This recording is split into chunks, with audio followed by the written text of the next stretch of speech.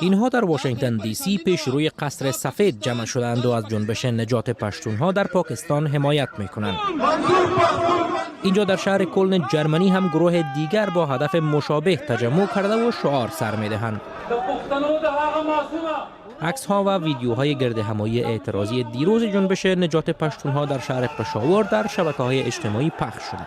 اما به اساس گزارش ها، رسانه‌های دولتی پاکستان به ویژه آنهایی که به اردو و انگلیسی نشرات دارند در مورد این نشست گزارش دهی نکردند.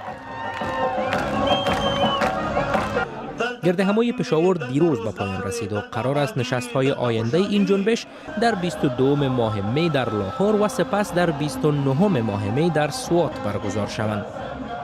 اعتراض کننده ها خواهان محاکمه راو انور هستند، افسر پلیسی که به تیراندازی بر نقیب محسود، یک جوان وزیرستان جنوبی و کشتن او متهم است. پاکسازی مناطق قبایلی پاکستان از ماین‌ها و آزادی افراد ناپدید شده نیز از دیگر خواسته های این جنبش است.